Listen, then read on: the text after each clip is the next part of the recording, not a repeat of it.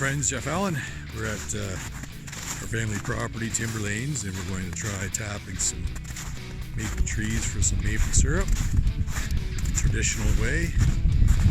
So stick around and join us on this beautiful March day here in Apsley, Ontario. Welcome off the gridiron.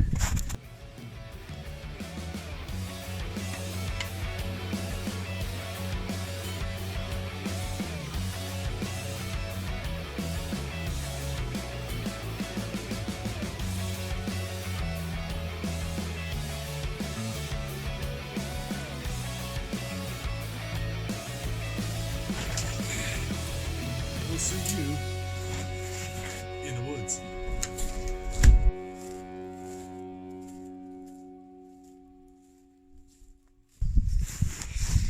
So we're tapping sugar maple trees, and we're using a 7/16 bit, very coarse old auger bit on a brace. This is called a brace and bit.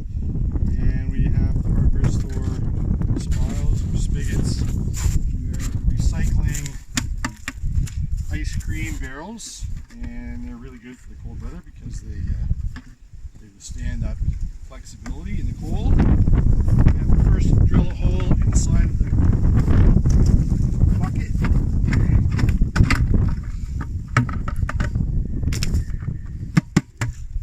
Just like that, and that catches. We drill into the tree.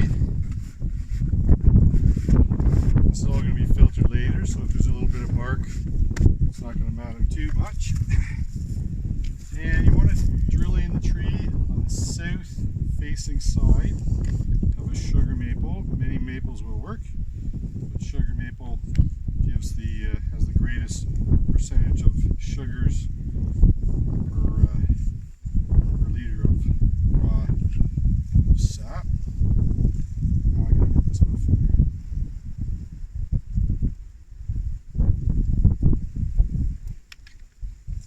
So on the south side, you want to move any bark that's out of the way, and we're going to drill in approximately 3 inches on a slight upward angle.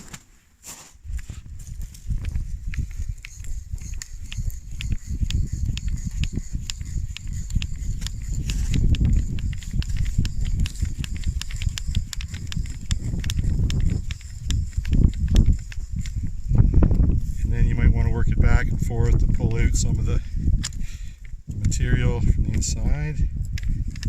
See, it's running already. Yep. So we're going to put the spile in, and it has little holes in it, so it catches the water going up inside the tree, and then it comes out this spout. So we put that in and seat it in place, and you can see that it's already running really well.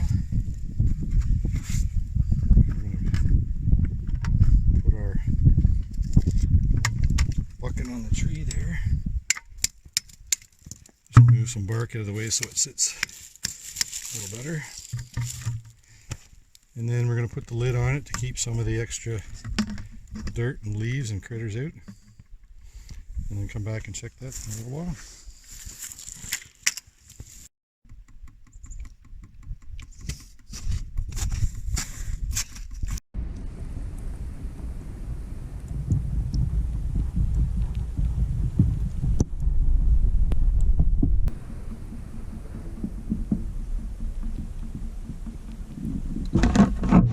Yeah, it's a beautiful day at Timber Lanes. It's March 20th, and we're out as a family trying our hand at tapping some maple syrup, and we're going to get the sap rolling today.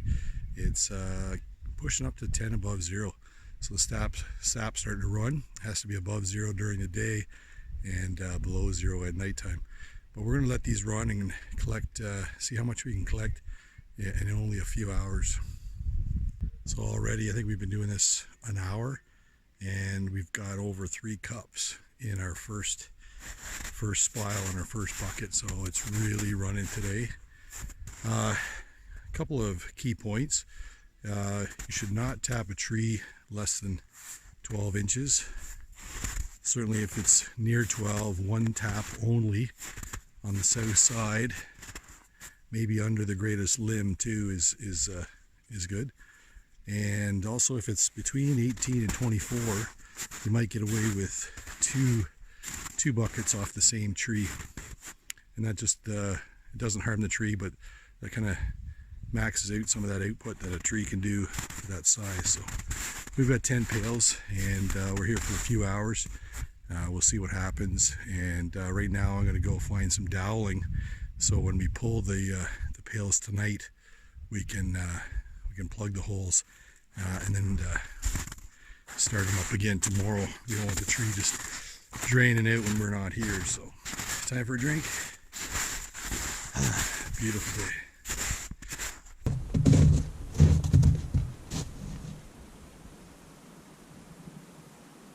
Right from the tree.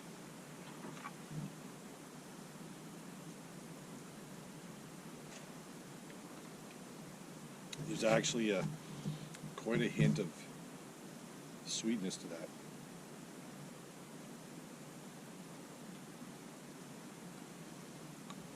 You can see where the flavor would come from if you boil it off the water. The sugars would obviously remain behind, and that's what leads to your maple syrup.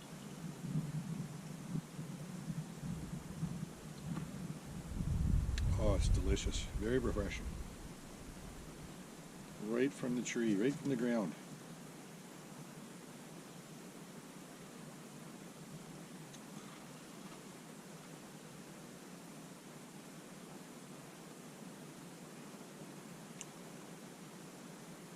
Well, thanks for watching today.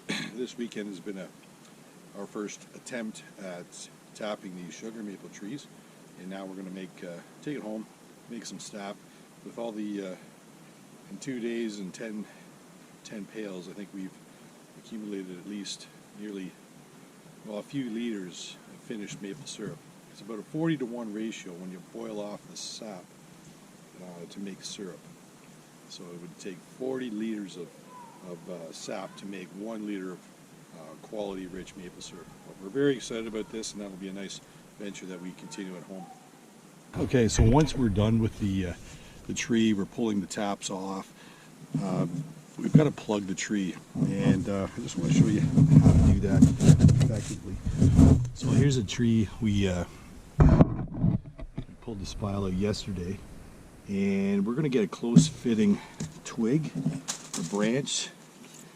My theory is if we do it with a dry stick, when you put it in and it soaks up the juices from the tree, the maple kind of sap, if you will, it will swell and expand and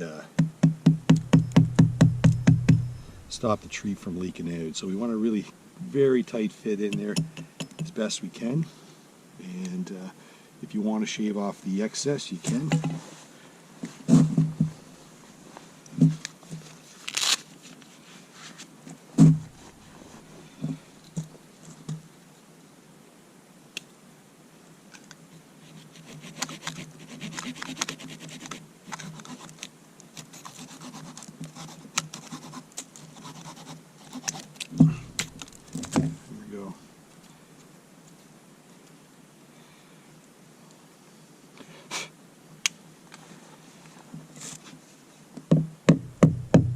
Hammer it in flush, and then this time next year that'll obviously be sealed right up. We won't even know where we tapped. Well, guys, we're just heading out for heading for home. We've got nearly a pail and a half, and these were 11 liters. Pail and a half after 10 buckets, just running just the one day. I know with the one, the spile fell out. We're going to replace that tomorrow. But anytime you're leaving the hole, you sharpen up a stick and plug that hole with a nice tight fitting stick, and that'll help the tree from leaking out, and certainly plug that up and start the drying out process and the healing process for the tree. Hope you enjoyed today's video. If you haven't already, don't forget to click like, subscribe, and share, and enjoy your outdoors. We're going to get back to some maple syrup. We'll see you later. Bye for now.